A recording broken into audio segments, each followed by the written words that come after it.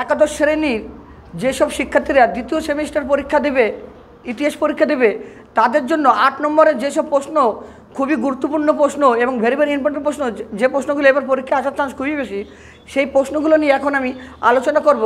যেসব শিক্ষার্থীরা সারা বছর পড়াশোনা করছো এবং খুবই একটা উল্লেখযোগ্যভাবে নাম্বার তুলতে চাও, তাদের জন্য বলবো এই প্রশ্নগুলো পরীক্ষা দিতে যাওয়ার আগে অবশ্যই তোমরা একবার দেখে যাবে। প্রথম প্রশ্ন, আধুনিক রসায়নের সূচনা কীভাবে হয়? প্রথম প্রশ্ন 8 নম্বরের প্রশ্ন, আধুনিক রসায়নের সূচনা কীভাবে হয়? ইউরোপে আধুনিক জ্যোতির্বিজ্ঞানের রূপক কী ছিল? ইউরোপে আধুনিক জ্যোতির্বিজ্ঞানের রূপক কী ছিল? মুদ্রণ শিল্প বিকাশের ক্ষেত্রে গুটেনবার্গের ভূমিকা কী ছিল? মুদ্রণ শিল্প বিকাশের ক্ষেত্রে গুটেনবার্গের কী ভূমিকা ছিল? চীনে মুদ্রণ শিল্পের বিপ্লব কীভাবে ঘটেছিল? চীনে যে মুদ্রণ শিল্পটা হয়েছিল, এই মুদ্রণ শিল্পের বিকাশ কীভাবে ঘটেছিল সেটা বলতে হবে। ইউরোপের প্রযুক্তিবিদ্যার উন্নতি আলোচনা করো।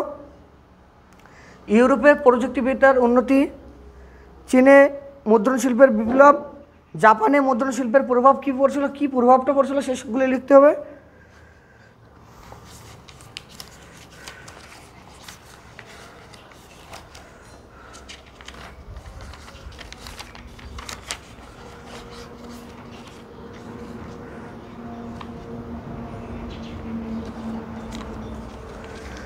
কৌটিল্য অর্থশাস্ত্র রাষ্ট্রনীতি সম্পর্কে যে আলোচনা করেছেন তার ব্যাখ্যা করো।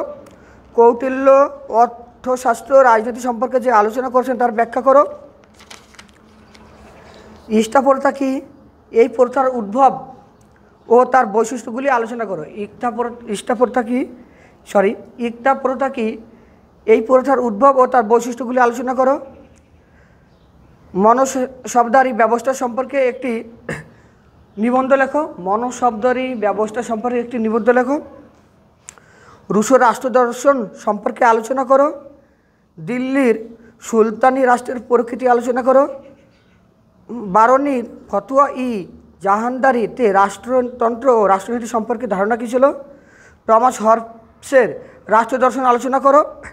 ম্যান্ডারিন ব্যবস্থার সম্যক পরিচয় দাও। ম্যান্ডারিন ব্যবস্থার সম্যক পরিচয় দাও।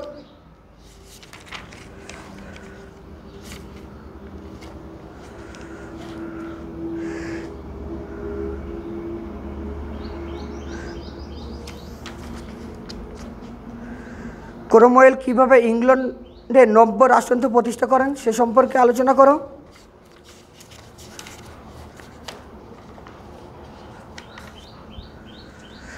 তাহলে প্রিয় ছাত্রছাত্রী, এবারে ইতিহাস পরীক্ষায় একাদশ শ্রেণীর দ্বিতীয় সেমিস্টারের 8 নম্বরের যে প্রশ্নগুলো আসার চান্স খুবই বেশি, সেই প্রশ্নগুলো নিয়ে তোমাদের সঙ্গে আলোচনা করলাম। আমি আশা রাখবো তোমরা পরীক্ষা দিতে যাওয়ার আগে অবশ্যই একবার ভালোভাবে পড়ে যাবে এবং ভালোভাবে পরীক্ষা দেবে।